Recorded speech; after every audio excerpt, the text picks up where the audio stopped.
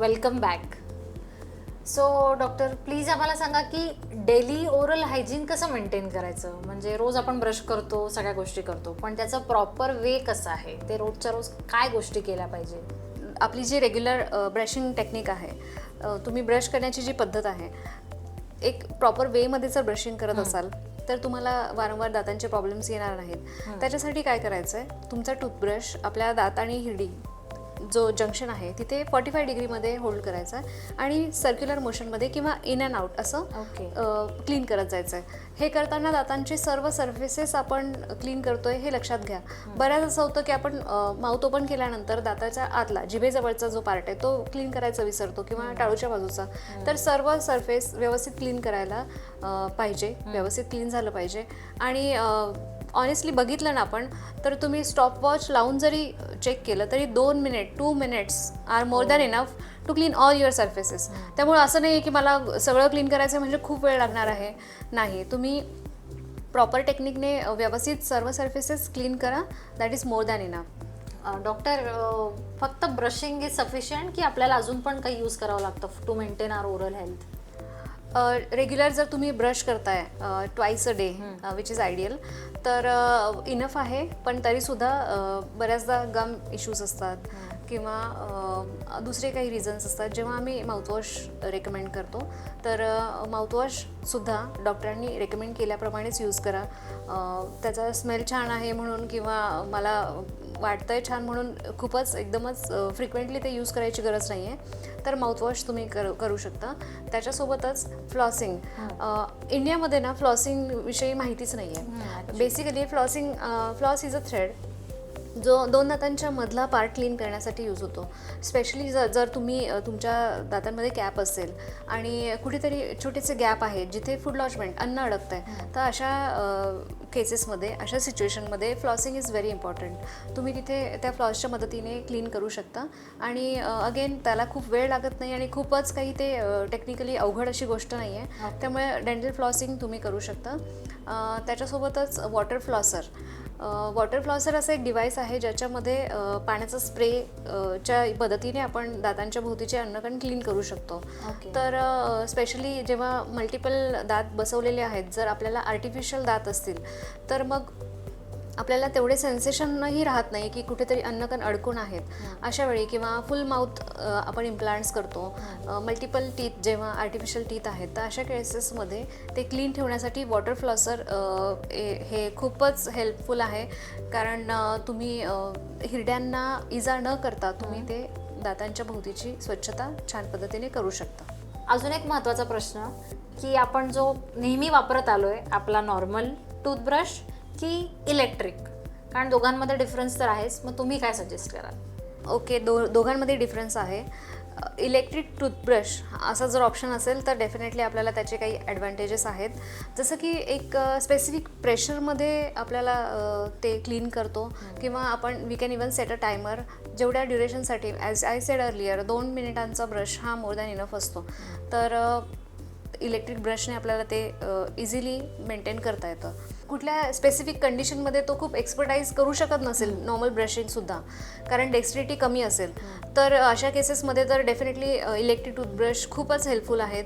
किंवा एका सर्टन एजनंतर ज्यांना ब्रशिंग व्यवस्थित करता येत नाही त्यांच्यासाठी इलेक्ट्रिक टूथब्रश खूप छान हेल्पफुल असतात. आपल्यासारख्या नॉर्मल लोकांनी खूप जास्त इलेक्ट्रिक टूथब्रशवर डिपेंड राहायला नको, कारण we should not forget how to brush, कारण ती डिपेंडन्सी यायला नको.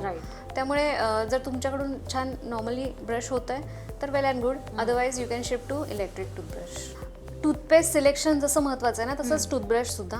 कारण टूथब्रश वेगवेगळे ऑप्शन्स आहेत, त्याचे ब्रिसल्सचे सायझेस, शेप्स आणि त्याचा हार्डनेस हे वेगवेगळे ऑप्शन्स असतात. तर सिलेक्ट करताना नॉर्मली आपल्याला क्लीन ठेवण्यासाठी सॉफ्ट ब्रिसल्स असणारा टूथब्रश मोर दॅन इनफ आहे. ठीक आहे. हार्ड किंवा मीडियम टूथब्रश घेऊन तुम्ही जोरजोरात जर दात घासत असाल, लिटरली घासत असाल, तर आपल्या दातावरचं इनॅमल वीक व्हायला लागतं, तो थर कमकुवत होतो. त्यामुळे सॉफ्ट ब्रशने तुम्ही नॉर्मली छान ब्रश करू शकता. स्पेशली ज्यांना हिरड्यांचे आजार आहेत, ब्रश करताना रक्त येतं आहे, अशा काळासाठी, अशा लोकांसाठी अल्ट्रा सॉफ्ट टूथब्रशसुद्धा आहेत ज्याच्यामध्ये ते हिरड्यांना डॅमेज न करता तिथले अन्नकण साफ करू शकतात. जेव्हा आपल्याला ओरल कॅव्हिटी क्लीन करायची, दात स्वच्छ करायचे तेव्हा ते ब्रशने करणं कधीही चांगलं. कारण बऱ्याच जणांना असा गैरसमज असतो की मला बोटाने छान स्वच्छ करता येतं. एवढ्या वर्षानुवर्ष लोक बोटानेच साफ करत आलेत, त्यामुळे मला किंवा हिरड्यांचा काही त्रास असेल तर मला ब्रश नको, ब्रशने अजून त्रास होईल, त्यापेक्षा बोटाने क्लीन करणं बेटर आहे.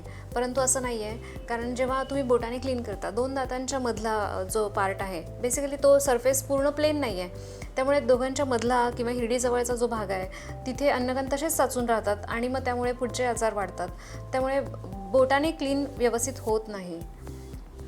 डॉक्टर, आपण रोज टी व्हीवर इतके ॲडव्हर्टाइजमेंट बघतो रिगार्डिंग टूथपेस्ट आणि त्याच्यामुळे खूप कन्फ्युजन वाढतं की नक्की कुठली टूथपेस्ट यूज करावी.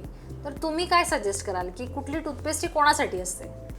ओके, तर ह्याच्यासाठी मी आधी एक प्रश्न विचारते की आईस्क्रीमचा कुठला फ्लेवर तुम्हाला आवडतो? एक्झॅक्टली, तर सेम आहे.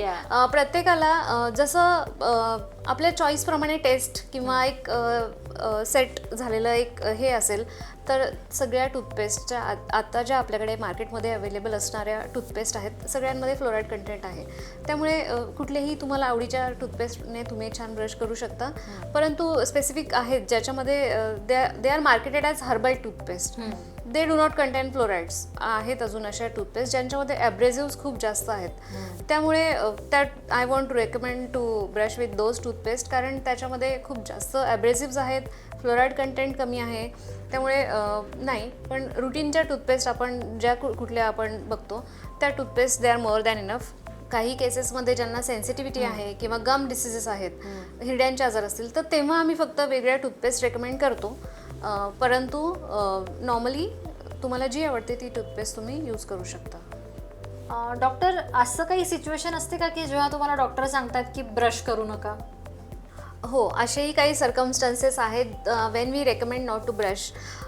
कधी तर जेव्हा तुम्ही नुकतंच ॲसिडिक कंटेंट असणारं फूड किंवा ड्रिंक्स घेतलेले आहेत, तेव्हा तुम्हाला you are not suppose to brush. After having जेव्हा तुम्ही ॲसिडिक फ्रूट्स वगैरे घेताय त्याच्यानंतर इमिजिएटली ब्रश नाही करायचं आहे. वॉमिटिंग नंतर इमिजिएटली ब्रश नाही करायचं आहे. किंवा स्वीट्स घेतल्यानंतर तुम्ही जेव्हा स्वीट्स खाल्लेलं असतं इमिजिएटली त्यानंतर ब्रश करायचं नाही आहे. याचं रिझन असं आहे की जेव्हा इमिजिएटली या गोष्टींनंतर काय होतं, तोंडामध्ये एक ॲसिडिक एन्व्हायरमेंट तयार झालेलं असतं ज्याच्यामुळे तुमचं enamel is in weaker stage. अशा वेळेला जर तुम्ही ब्रश केलं तर we are not giving any chance for the saliva to remineralize that enamel.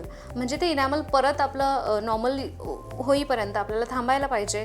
30 minutes are more than enough. तुम्ही अर्ध्या तासानंतर तुम्ही त्याच्यानंतर ब्रश करू शकता जेव्हा आपलं इनॅमल पूर्ववत झालेलं असेल. त्यामुळे तेवढ्या पिरियडसाठी फक्त ब्रश अवॉइड करायचा.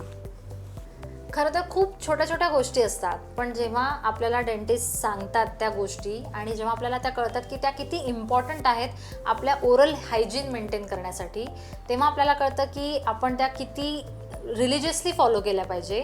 आज आपण डेली ओरल हायजीनच्या ज्या सगळ्या प्रॅक्टिसेस बघितल्या. आय होप तुम्हाला सगळ्यांना याचा नक्कीच खूप फायदा होईल. भेटूयात परत एकदा पुन्हा एका नवीन एपिसोडमध्ये. थँक्यू.